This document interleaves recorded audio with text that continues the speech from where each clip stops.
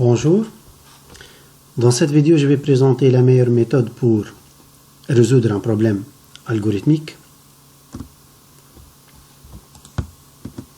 On va commencer par analyser l'énoncé. Dans l'énoncé on évoque un besoin de calcul. Il définit les données du programme et les résultats. Notre activité ça consiste à réduire l'énoncé en des informations et des opérations. Tout le texte représenté par l'énoncé sera traduit en des informations et des opérations. C'est ce qui permet donc de bien fixer les objectifs. On va extraire les données. Pour chaque donnée, on va définir un identifiant, c'est le nom de l'information, et on doit lui fixer un type. Pour extraire aussi les résultats, on doit définir un identifiant et un type pour chaque résultat. Et pour le traitement, il suffit de décrire l'opération qui sera faite sans entrer dans les détails. Je vais prendre un exemple sur lequel on va présenter la méthode. On veut créer un programme qui calcule la surface et le périmètre d'un cercle. Les données, même si elles ne sont pas évoquées, mais en se basant sur la formule mathématique ou bien la résolution mathématique, on a besoin d'un rayon de type réel. On va l'appeler rayon, ça c'est l'identificateur, et entre parenthèses le type. Pi aussi, on va l'utiliser. C'est un réel et on connaît sa valeur, par exemple 3.14. Donc c'est à nous de fixer cette valeur. Les résultats se trouvent toujours dans l'énoncé, c'est l'objectif. On a la surface, c'est un réel, et le périmètre, c'est un réel. Même si le rayon, c'est un entier, en fin de compte, la surface et le périmètre, ce sont des réels, parce que dans la formule, on va utiliser un réel, c'est le pi. Par la suite, on va distinguer entre variables et constantes. Comment on va distinguer entre variables et constantes? Les informations qui sont présentées dans l'énoncé sont soit des informations dont on connaît leur valeur, ce sont des constantes, soit des informations dont on ne connaît pas la valeur, mais ils peuvent être calculés par la machine. Ce sont des variables, tout court. Et il y a des informations dont on ne connaît ni la valeur, ni comment sont calculées par la machine. Par conséquent, ce sont des variables et qui ce sont des données ou bien des entrées. Ça leur donne un rôle bien spécial par rapport aux variables. Si on applique cette règle, alors on aura les données, ce sont le réel, le rayon qui est un réel, c'est une variable. Pi, dont on connaît la valeur, c'est une constante. Pour le rayon, on ne connaît ni la valeur ni comment la calculer. Le rayon n'est pas calculé, donc c'est une variable qui est donnée. Et pour les résultats, on a la surface qui est un réel, c'est une variable, c'est un résultat. Et le périmètre qui est aussi un résultat, c'est une variable. Et les deux sont calculés par la machine. Pour créer un bon algorithme et pour bien présenter notre solution, on doit maîtriser avant tout le fonctionnement d'un programme. Comment fonctionne un programme? Pour un programme, il commence par la saisie des données. Donc l'utilisateur, en utilisant son clavier, il doit saisir des informations qui seront introduites dans l'ordinateur. Et grâce au processeur et à la mémoire, on va enchaîner des opérations jusqu'à obtenir des résultats. Ces résultats seront affichés sur l'écran à la fin pour qu'ils soient exploités par l'utilisateur qui a saisi les données. Donc, pour nous, il y a 3 étapes différentes dans un algorithme. C'est la saisie des données, les traitements, puis l'affichage. La première étape, pour élaborer un algorithme, on doit écrire un algorithme avec une version préliminaire. C'est une version écrite dans un langage courant. Donc, on va dire que au début, on doit introduire le rayon. Par la suite, l'ordinateur il va calculer la surface, puis il va calculer le périmètre, puis on va afficher, le programme aussi, il va afficher la surface qu'on a déjà calculée, puis on va afficher le périmètre qu'on a déjà calculé.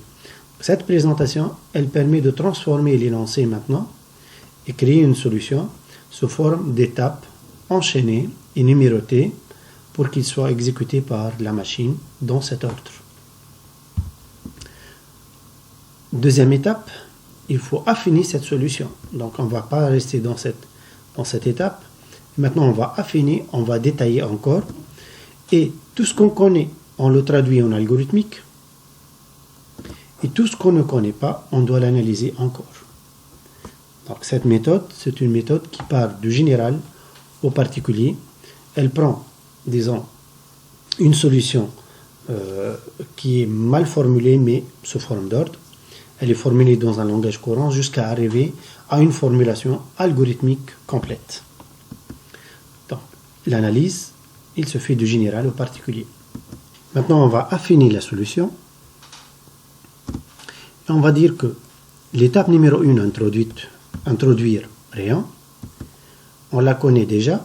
On a déjà une instruction en algorithmique qui permet d'introduire une information. C'est lire, entre parenthèses, l'identificateur de l'information. Deuxième, calculer la surface. On n'a pas en algorithmique une instruction qui est dédiée au calcul de la surface. Par conséquent, on va la garder telle qu'elle est. Étape 3, on va calculer le périmètre, mais on n'a pas une instruction pour le moment en algorithmique qui permet de calculer le périmètre. On va par la suite afficher la surface. En algorithmique, tout ce qui est affichage, il possède une instruction dédiée, c'est écrire. Par conséquent, pour afficher la surface, il suffit d'écrire écrire, entre parenthèses, l'identificateur de l'information à afficher. Et à la fin, afficher le périmètre aussi, on peut le traduire directement en algorithmique. Donc, dans cette étape, qu'est-ce qu'on a obtenu? On a obtenu maintenant un algorithme qui est partiellement écrit en pseudocode. L'étape 1, 4 et 5, ils sont en pseudocode.